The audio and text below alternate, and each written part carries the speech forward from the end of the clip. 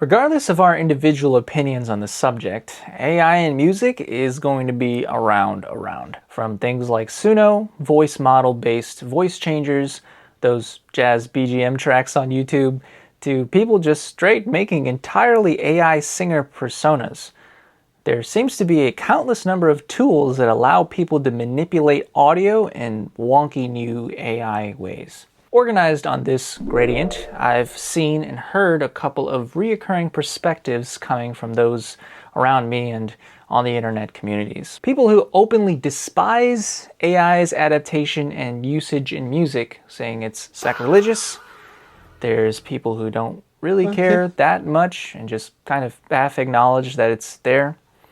And of course, the people who are really excited about it, saying that it's the future and quietly adopt it into their music making processes. Whether you are closer to here or to here, I've got good news for all of us musicians, because I believe AI is going to make us better musicians and listeners overall, regardless of whether we use it or not. I'm going to talk about why what's not AI is more important than what is AI, how this actually appreciates the value of us musicians, and how this might even cause a renaissance of sorts for music and the art form in general. Is this AI?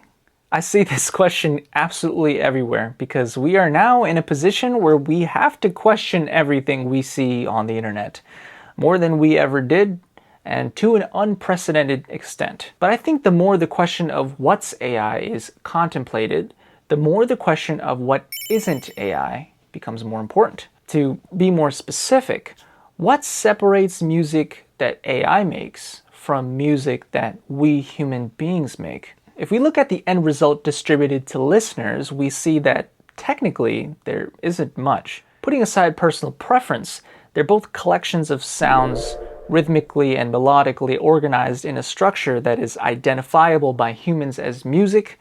They both have song structure, like intro, chorus, bridge, etc. They both use instruments familiar to human ears, and are even in human languages. They can be played, listened to, enjoyed, and pretty much function the same in most commercial utility cases as well. Now, I know some of you guys have some strong thoughts brewing, but that's exactly the point. What makes AI music and human music different to you? Put it down in the comments. But also, through the act of contemplating this for ourselves, we end up with some answers that are going to be really valuable in making us better creators and better listeners of music. And I guarantee you, everyone's answer is going to be individual and different. The more you explore your answer as an artist, the more you learn about why you create music, and also subsequently about a way to create it that is more meaningful to yourself, arguably making yourself a better musician. Explore your answer as a listener, and it'll give you a chance to see music in a new light that enriches your relationship with it. I highly recommend it. And that leads me to my next section, which is how this difference actually appreciates the value of the musician. When I was a younger musician, I always had an admiration for the type of music that moved people to tears, changed people's lives, and the kind that could only be played with extremely practiced and skilled hands. Ranging from classical piano players to mind-blowing jazz artists to virtuosic 80s rock guitarists, Michael Jackson, Eminem, Kendrick Lamar, etc. I was struck by the contexts and environments where music was highly valued, artists were highly appreciated, and the art form and messaging was held in the highest regard. I'm going to call this context artistic appraisal for reference going forward, where music is rewarded for being the most impactful and strikingly resonant as it can be. However, during my travels as a growing musician, I came across many places where music didn't always have to be that way. Places like cafes, clothing stores, and even local community art centers.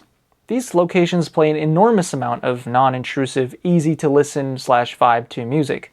No matter how awesome and good the music technically and conventionally might be, it's used in the same fashion and put in the same playlist as music that isn't the most music or masterful. In this context, music is hierarchically flattened and commoditized for a specific purpose. And most importantly, music used for this kind of purpose all had to be performed by humans in the past, and now it doesn't have to be. I don't know if you've seen the ease and or speed at which AI can spit out music these days, but it's getting scary fast and, more importantly, cheap.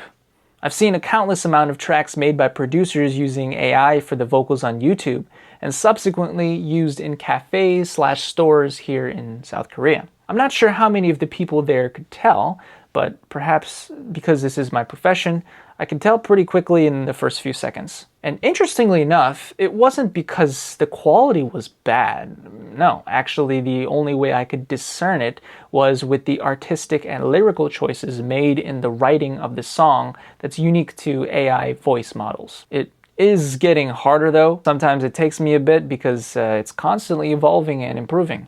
Store owners play YouTube videos of copyright-free music made with AI vocals that sound like generic pop songs because it's cheaper and virtually doesn't have a major effect on their main model of business. In this context, music that has AI involvement becomes actually more commercially valuable and therefore more played than fully human-made music is. Not indefinitely, of course, just in this context, which I'm going to dub commercial casual. It dominates in contexts where unintrusiveness, predictability, and efficiency is rewarded, not human personality, artistry, talent, the kind of things that the artistic appraisal context I mentioned previously prizes the most. The more AI improves, the more AI music is going to be common in these spaces, at least at this rate. And if AI tools can make music better suited for these type of places, better as in efficiency, less time invested in finding usable, non-intrusive music that's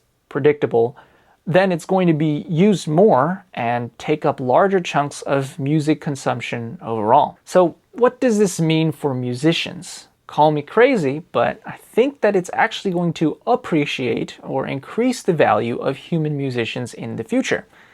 Let me explain. A renaissance means a revival of art and literature under the influence of classic models.